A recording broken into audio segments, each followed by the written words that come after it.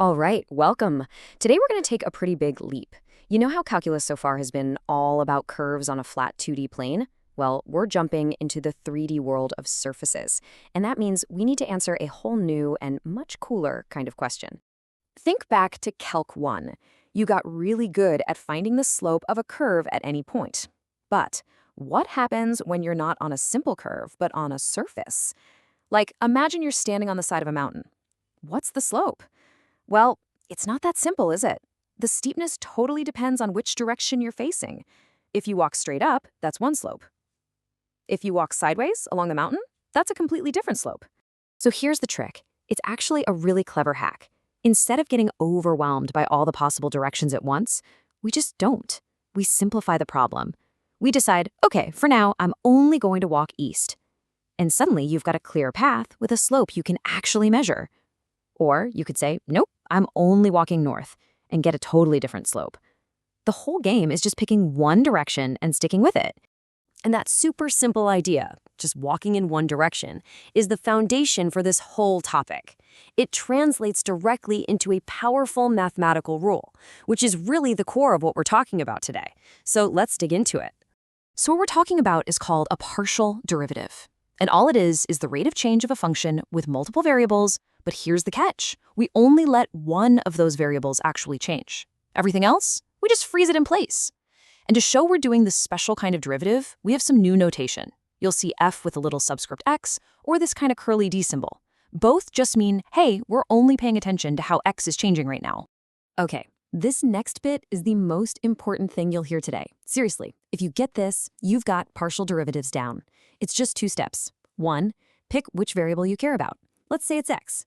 2, and this is the magic part, you treat every other variable as if it were just a plain old number, a constant.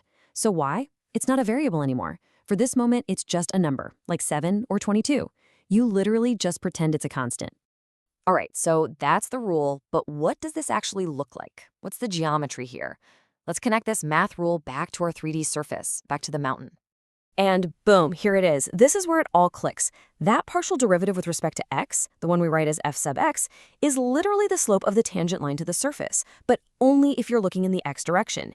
It's like we took a giant knife, sliced our mountain parallel to the x-axis, and now we're just finding the good old-fashioned 2D slope of that slice. That's all it is. Okay, enough theory. The only way to really learn math is by doing it, right? So let's put our one variable at a time rule to the test with a few classic examples. So here's our first function. We need to find two things, the partial derivative with respect to x, and then the partial derivative with respect to y. Let's tackle them both. But hold on before we dive in. Quick question to jog your memory from Calc 1. What's the derivative of a constant? You know, like the derivative of the number 5. Yep, it's 0. And that tiny little fact right there, that's the engine that drives everything we're about to do. It's that important. All right, let's do this side by side. On the left, we're finding f sub x. That means y is a constant. So the derivative of x to the fourth? Easy, that's 4x cubed. But what about that 6 times the square root of y? Well, since y is a constant, that whole term is just a constant, and the derivative of a constant is 0, so it just disappears. The final answer for f sub x is just 4x cubed. Now let's switch gears. For f sub y, x is now our constant. So that x to the fourth term, it's a constant. Derivative, 0, gone. We only have to worry about differentiating 6 times the square root of y, which gives us our answer. See how in both cases, part of the function just, poof, vanished? That's the power of treating the other variables as constants. Okay, let's kick it up a notch. This one's going to need the chain rule. But don't sweat it. All your old calculus rules still work perfectly, as long as we remember that one core idea. You know the drill with the chain rule. We've got an outer function and an inner function. The outer one is sine of stuff, and the inner stuff is xy squared. So let's do this. The derivative of the outer function, sine, is cosine. We leave the inside alone, so it's cosine of xy squared.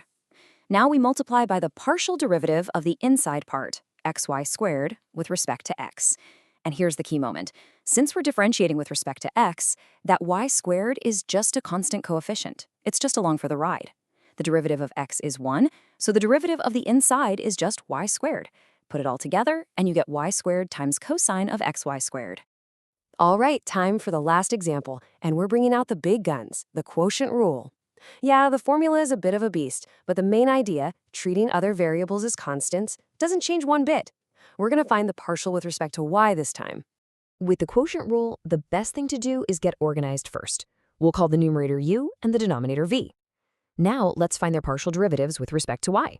For u, the x squared term is a constant, so it goes to 0. The derivative of y squared is just 2y. Simple. For v, same logic.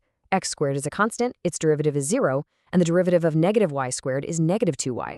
Okay, now that we have all our pieces, it's just plug and chug. Remember the quotient rule? Low d high minus high d low, all over low squared. So we just take the components from our table and drop them right into that formula. Don't even worry about simplifying it, just get everything in the right spot. Now comes the algebra.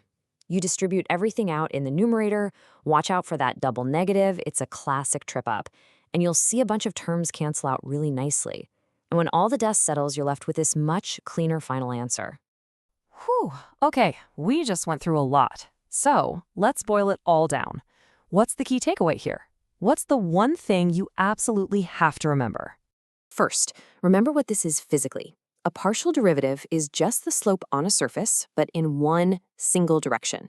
Second, and this is the big one, the core rule is to treat all other variables as constants. Just pretend they're numbers.